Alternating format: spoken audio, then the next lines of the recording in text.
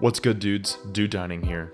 So Reddit user Chaos Buggy asked, why does white rice from an Indian restaurant taste so much better than the rice I make at home?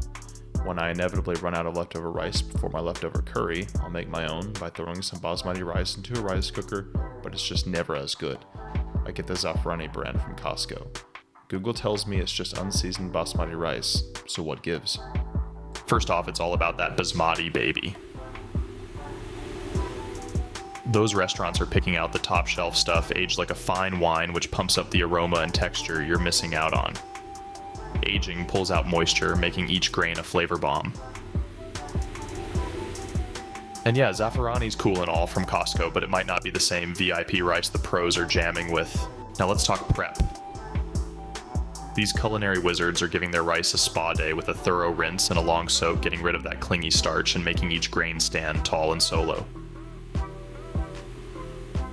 If you're skipping this step at home, there's your first hiccup.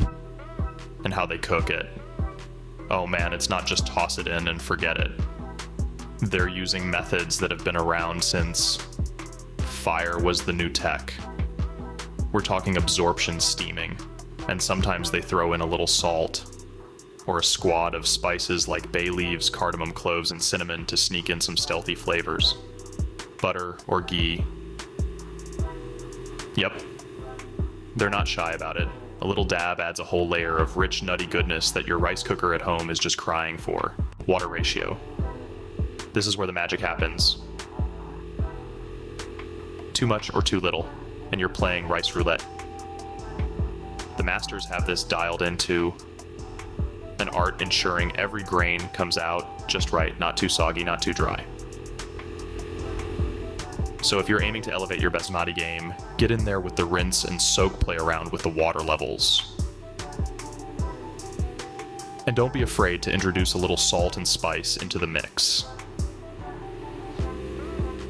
Experiment with different brands or ages of rice to find your groove.